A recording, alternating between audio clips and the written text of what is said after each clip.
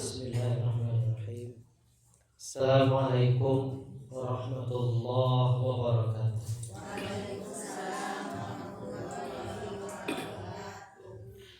A'udzu billahi minasyaitonir rajim.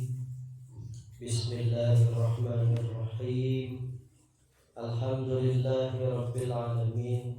Wassalatu wassalamu ala sayyidina Muhammadin afdhaliz zakirin wa sayyidish syakirin wa imamil mursalin wa khatamin nabiyyin wa ala alihi wa ashabihi wa man salaka tariqahum ila yaumiddin, amma ba'd. Faqala rabbi shrah li sadri wa yassir li amri wahlul 'uqdatam min lisani yafqahu qawli.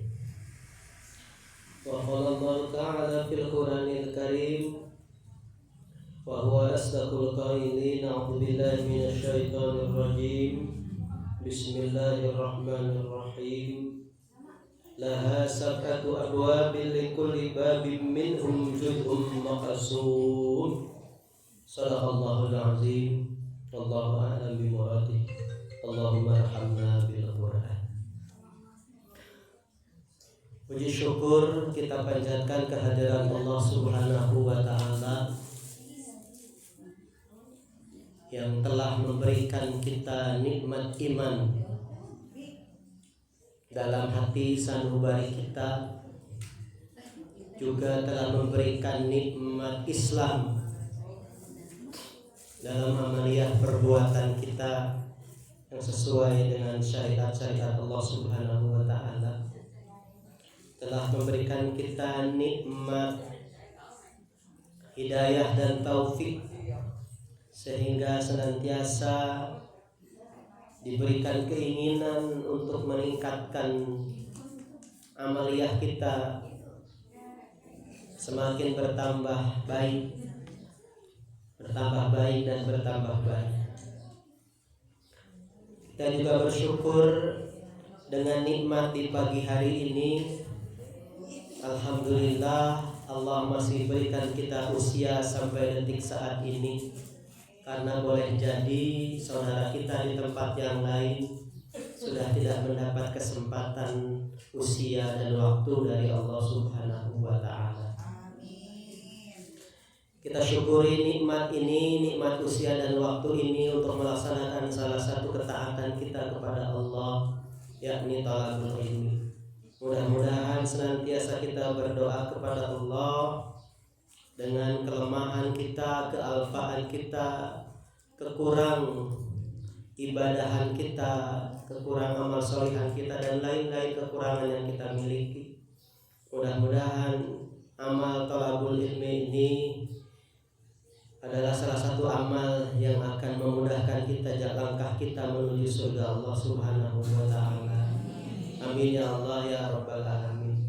Salawat dan salam semoga senantiasa Allah limpahkan pada junjungan kita Habibana wa Nabiyana Muhammad sallallahu alaihi wasallam, keluarganya, para sahabatnya, dan kita sekalian umatnya sampai hari kiamat.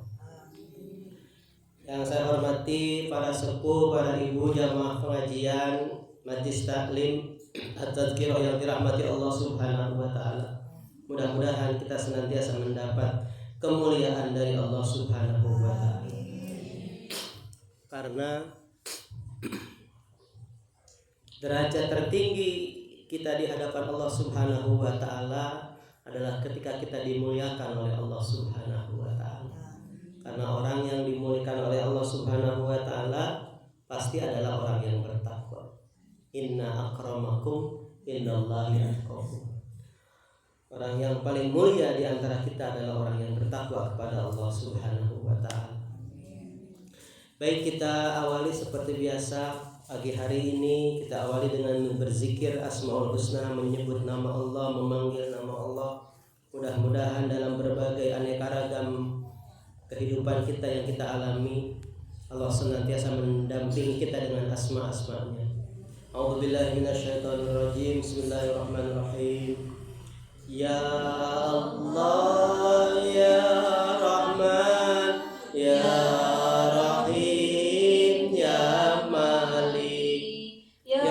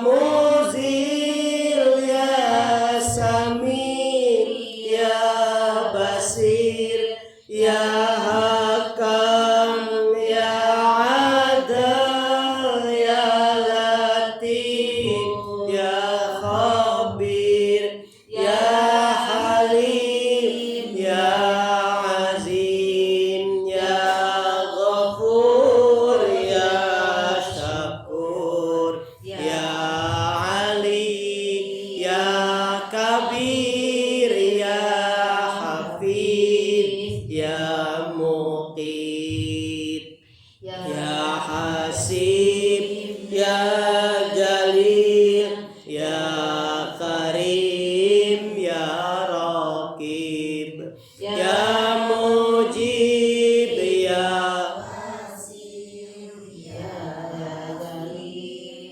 ya wadud ya majid ya ba'is ya syahid ya haq ya wakil ya qawi ya matin ya wali ya hamid ya musi ya mubdi ya mu'id ya muhyi ya mumit ya hayyu ya qayyum ya wajid ya majid ya wahid ya had ya samad ya qadir ya muqtadir ya muqaddim ya muakhir ya awal ya akhir ya zahir ya batin ya wali ya muta'ali ya bar ya tawwab ya muntaqim ya afu ya rauf ya malikal mulki ya dzal jalali wal ikram ya muqsit ya jami ya ghani ya mugni mani ya dar ya nafi ya nur ya hadi ya badi ya baqi ya waris ya rasyid ya sabur ya Allah ya Allah ya Allah. Alhamdulillahirabbil alamin. Hadirin yang dirahmati Allah Subhanahu wa taala. Para ulama banyak yang menyarankan kita punya tempat untuk tahanus. Tahanus seperti Rasulullah SAW dulu sebelum mendapatkan Al-Quranul Karim. Para ulama salaf juga menganjurkan kita punya tempat. Ibu-ibu mungkin lebih punya tempat untuk kita berdiam diri, merenung, berpikir. Lebih khusus dari sekedar musola keluarga, tapi tempat untuk kita menyendiri, menyepi, tempat yang enak di dalam rumah yang bisa kita abaikan untuk merenungkan hidup kita. Karena kalau tidak direnungkan, hidup itu banyak lupanya, banyak lalainya, banyak nggak ngehnya dibanding ngeh. Banyak mudah tersulut emosi, tersulut nafsu, dengki dan lain-lain. Kalau tanpa ada renungan. Makanya itu kita bersyukur kepada Allah, dikasih bekal utama kita itu adalah akal, bukan kaki. Coba kalau bekal kita kaki, kakinya nggak bisa jalan udah nggak bisa pakai apa-apa. Tapi karena akal masih bisa kita pakai untuk merubah diri kita, merenungkan apa yang salah dalam hidup saya. Kalau udah mentok, udah tinggal kita tahanus, istighfar saya banyak sama Allah. Istighfar sama Allah. Orang sekarang hidup jarang ada yang berpikir tentang siksaan. Ya. Biasa aja kan? Kita itu hidup biasa aja, pagi hari sampai sore biasa aja. Nggak berpikir hari ini aku dapat poin siksa lah ya. Dan hari ini aku dapat dosa ya. Kadang-kadang tadi di pengkolan depan juga habis marahin tetangga, jalan aja biasa. Nggak berpikir itu teh sebagai dosa gitu maksudnya. Udah lupakan aja gitu maksudnya. Oh mana foto, oh review, nuduh orang. Setelah itu lewat jadi jalan, lupa. Makanya kita itu akan mudah belajar memperbaiki diri kalau menggunakan akal kita dengan merenungkan, memikirkan jalan hidup kita, cara hidup kita, apa yang kita alami, kita rasakan, direnungkan. Salah satu yang tidak terasa menurut Imam Al-Qurtubi adalah siksa neraka. Makanya orang sama seperti Allah. Kenapa tidak takut sama Allah? Karena nggak kerasa oleh fisik panca indera, kerasanya oleh hati iman. Kerasa Allah udah, itu kerasa. Kerasanya ku iman, iya tak merasakan Allah teh ayat. Ulengan terasa, kusukun terasa, kumata terasa, kupanca indera terasa Allah. Maka jarang orang musyiin ke Allah. Buktinya enak korupsi tambah banyak. Program-program pemerintah diluncurkan mengundang korupsi, mengundang orang untuk menumpuk harta sebanyak-banyaknya. Ngespunan rombong yang keleh weh, nyokotan batu. Rasa Allah berarti, ente rasa mah dunia iya. Aing kudu boga mobil, kudu boga imah gede, kudu boga duit sing loba. Eta nu karasa mah, teu karasa Allah mah. Maka sabodo we rek curang rek nipu batur, ngabohong ka batur, sabodo amat. Boro ingat maot. Allah ge nu boga nyawa urang teu diinget ku urang.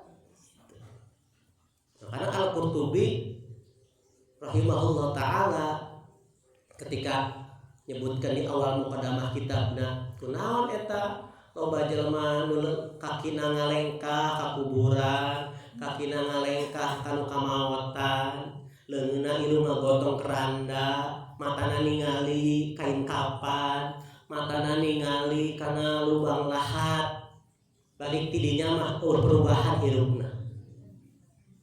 Teu nyambung berarti otakna jeung kuburan.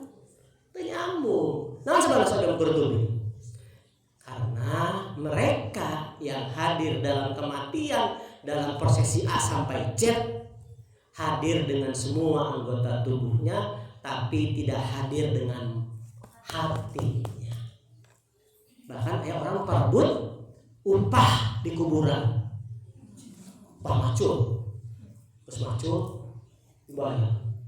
Masa kieu kurang. Ingat eta teh bagian dari amal soleh, amal akhirat. Lain amal macul seperti macul kebon, macul sawah lain. Walaupun dihitung kuli, dihitung kerja, tapi engkau disarwakeun cespleng ulah. Eta teh bagian amal urang kalau mau jadi amal jariah. Gitu. Urang kadang poho. Kalau kebayang duit nah. Masya Allah. Itu manusia. Itu gambaran hidup urang ayeuna urang. Kitu poho ka Allah, teu sieun ka Allah. Sarua makana oge teu sieun ka Allah, berarti teu sieun kana siksa na Allah. Teu sieun kana jahanam.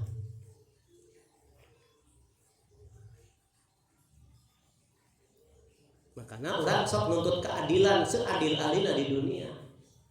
Tapi orang sok poho memberikan keadilan ka batur seadil-adil.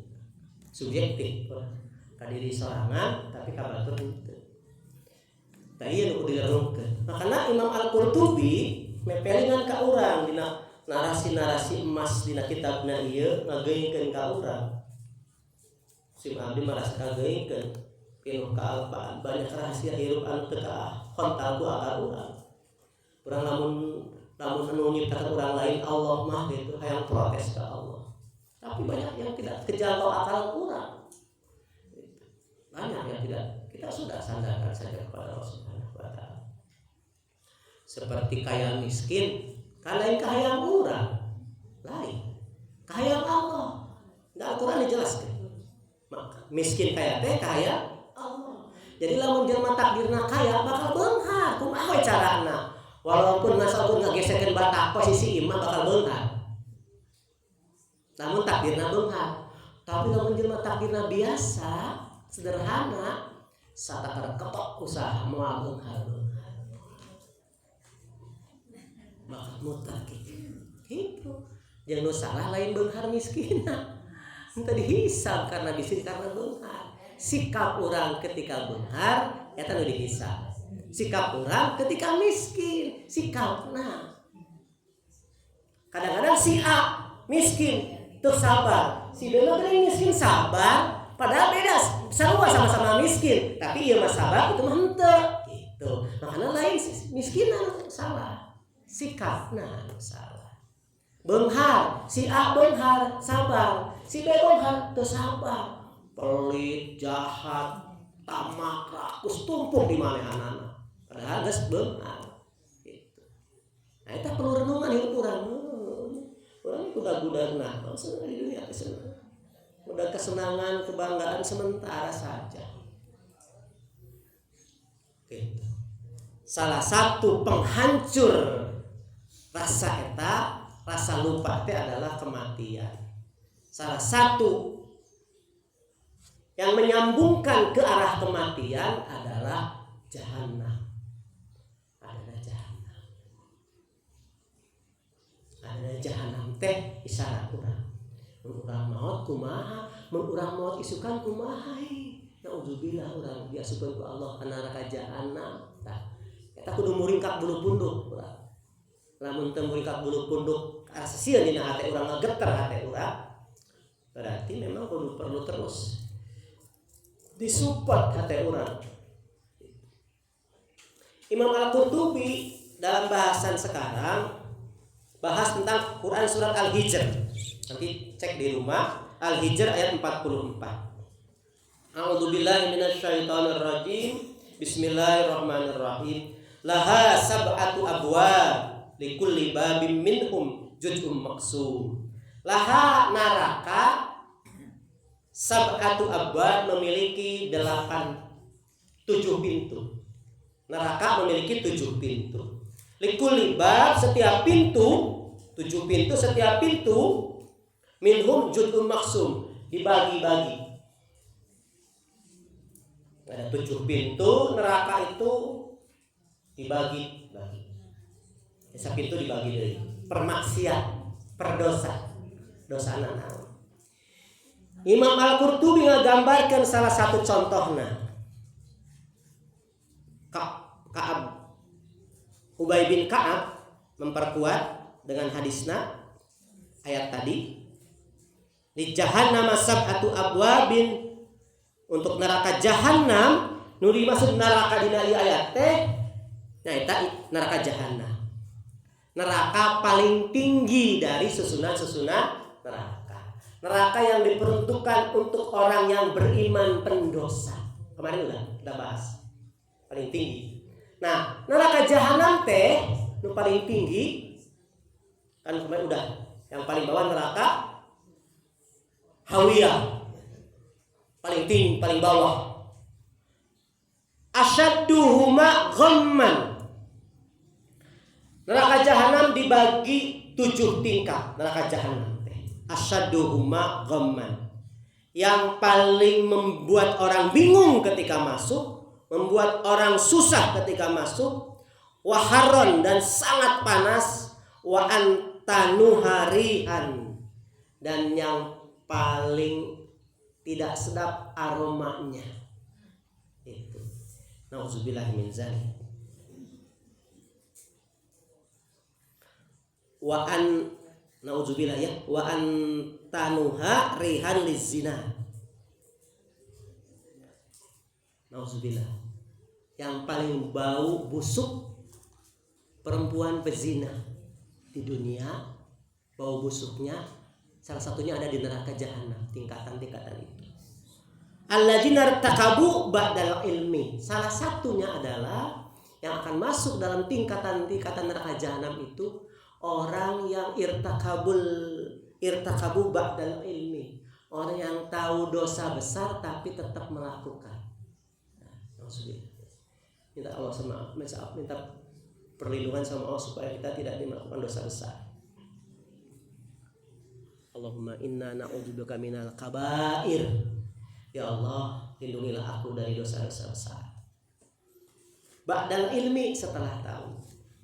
Jangankan kata Imam Ghazali dosa besar, dosa kecil pun kalau sudah tahu diterus-terusan saja dilakukan, itu sebenarnya nabung, ya, nabung. Kalau nabung pergi haji sih alhamdulillah, nggak terasa ya, nanti banyak nabung haji. Terus tabung uang nabung. Tapi kalau nabung dosa, malah rasa jadi gede, jadi segunung gitu, walaupun kecil gitu. Nauzubillah. Wa an Abi Sufyan, dari Abu Sufyan, an Anas bin Malik radhiyallahu anin Nabi sallallahu alaihi wasallam fi qoulihi ta'ala laha sab'atu abwab. Tafsir ayat tadi Al-Hijr ayat 44 menurut Anas bin Malik, juz'un asyraku billah. Ada satu bagian di neraka jahanam itu 7. Ada bagian tempat untuk jahanam asyraku billah, untuk orang yang musyrik kepada Allah. Ya, orang yang musyrik masuk neraka jahanam, bagian khusus. Wajudun syaqau fillah, orang yang ragu-ragu kepada Allah Subhanahu wa taala. Wajudun ghafalu anillah, orang yang lupa kepada Allah. Pas urang sok ke Allah. Kadang-kadang orang ingatnya ke salat doang ke Allah teh. Di pasar mah ingat ke Allah. Mungkin eta. Hangor-hangor jeung tukang tempe. Urang tempe dipulangkeun teu ditarima sukan joret tempena.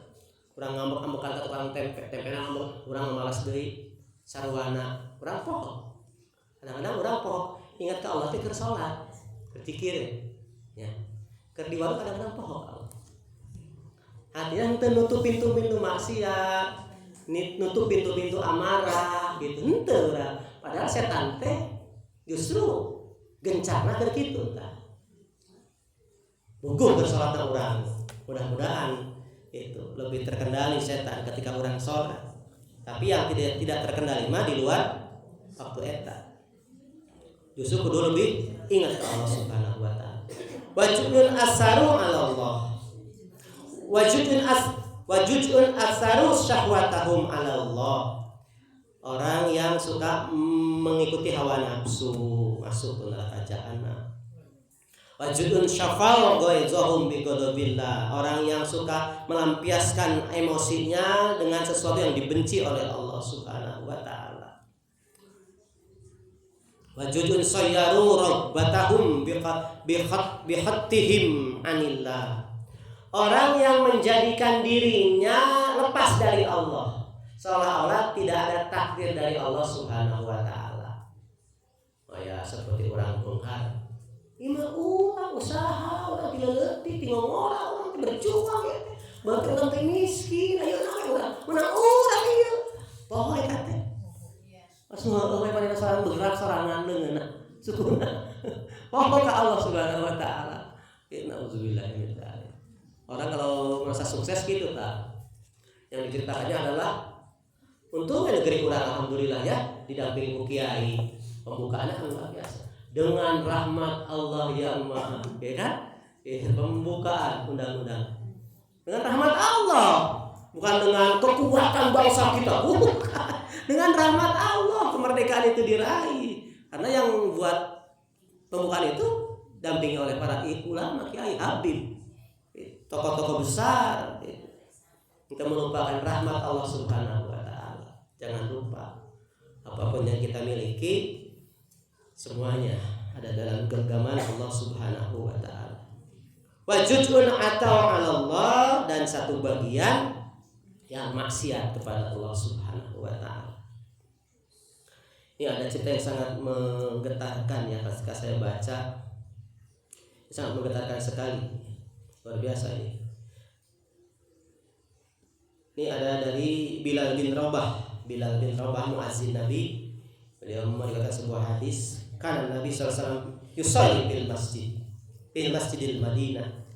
Kata Bilal, suatu hari Nabi sedang sholat di Masjid Madinah, Masjid Nabawi, wahdah, sendirian. Famarrat bihi a'rabiyatun, dan lewatlah a'rabiyun, seorang Arab, wanita, perempuan Arab. Fasolat, kemudian dia sholat khalfahu, di belakang Nabi. Walam ya'lam biha, Nabi tidak tahu. Nabi tidak tahu. Faqara'a Rasulullah SAW hazihil ayat. Kemudian Rasulullah dalam sholatnya membaca ayat. Laha sab'atu abwabil likulli babin minhum juz'um maqsum. Di dalam neraka jahanam ada 7 pintu, setiap pintu ada bagian-bagian yang dipisah-pisahkan. Ketika si perempuan Arab itu mendengar bacaan Nabi, fakharrat al-arabiyyah, langsung dia bertepuk pingsan. Mendengar muksyiyan, jungkal alaiha wa sami'a Rasulullah, dan Rasul mendengar. Orang tahu imam berubah, itu berubah gitu. Rasul langsung, apa yang beliau lakukan setelah mendengar si Arab itu jatuh?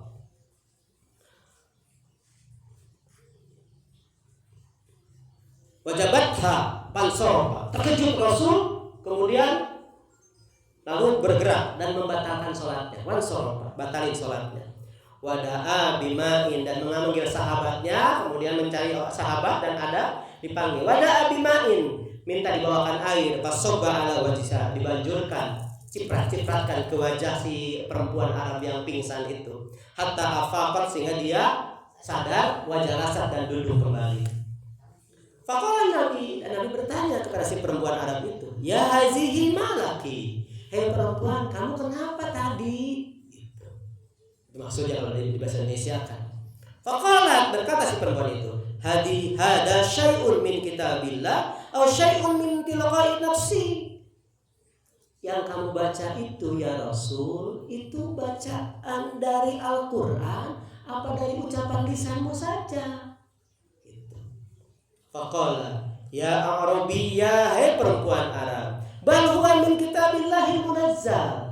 Yang kubaca itu adalah ayat-ayat Al-Quran yang diturunkan oleh Allah kepadaku, kata Rasul. Faqala, maka berkata si perempuan itu, kullu udwin min a'dha'i yu'azzabu ala babi minha. Setiap anggota badanku akan disiksa di setiap bagian dari jahanam itu. Misalkan tanganku akan disiksa di jahanam itu, semua tanganku akan dapat bagian. Di bagian pertama tanganku dapat siksaan, kepalaku bagian kedua, terus semuanya. Apakah semua anggota badanku akan disiksa di tiap juz dari jahanam itu? Kata si Arab itu, dia sudah membayangkan ketakutannya. Allah ya, sudah merasa nih, dia merasakan ini. Qala, berkata Rasul, ya Arabiyya, balikul babin minhum juz'un maksum. Tidak setiap anggota badan, tapi setiap badan kamu akan disiksa di tiap bagian itu tergantung dosanya. Itu. Yu'adzabu ahlu kulli babin ala qadri a'mal, tergantung amal perbuatan. Faqalat, berkata si Arab itu, wallahi inni imra'atun miskinatun la malili. Ya Rasulullah, demi Allah, aku perempuan miskin, la malili, aku tidak punya harta sedikit pun untukku. Aku miskin. Itu bukan naon. Kata si perempuan itu, walali, tidak ada apapun dan illa sab'atu a'budin illa sab'atu a'budin, kecuali aku punya 7 hamba sahaya. Atau halnya namanya 7 hamba saya sama aja punya 7 mobil lah aja pada nama. Tapi dia mengatakan miskin, hanya punya 7 hamba sahaya. Ushiduka ya Rasulullah, aku bersaksi kepadamu ya Rasul, ana likuli abdin minhum ala babin min ababi jahannam hurrun liwajhillahi ta'ala. Demi Allah ya Rasul, kata si perempuan itu, aku bersaksi, engkau mempersaksikan aku bahwa setiap dari hambaku akan menjadi penutup pintu neraka jahanam di tiap bagiannya. Aku punya 7 budak hamba saya, nah aku akan jadi tutup di juz pertama, juz kedua sampai juz ke-7. Sampai bagian ke-7 neraka jahanam, aku akan tutup dengan cara aku akan merdekakan hamba saya. Berarti lengkap ya kedua namun. Gitu. Liwajhillahi, karena Allah Subhanahu wa taala. Fatahu Jibril, maka datanglah malaikat Jibril mendatangi Rasulullah SAW. Faqala, dan berkata Jibril kepada Rasulullah SAW, ya Rasulullah, basyirul a'rabiyah anallaha qad ghafara laha wa harama 'alaiha abwaab jahannam wa futiha laha abwaabul jannah kulliha wallahu a'lam. Kata Jibril kepada Rasulullah SAW, ya Muhammad, kabarkan kepada perempuan Arab itu, sampaikan dari Allah bahwa dia sudah terbebas dari pintu neraka jahanam 7-7-nya. Dan sudah diampuni dosanya oleh Allah Subhanahu wa taala, terhalang dari pintu neraka jahanam dan tertutup pintu surga. Masya Allah. Artinya dia sudah sedekah bebeakan seorang mah. Ya, tebogana naon, boga 7 budak hamba sahaya disedekahkan semuanya untuk menutup pintu-pintu neraka jahanam. Masya Allah. Orang mah susah menjangkau hal seperti itu.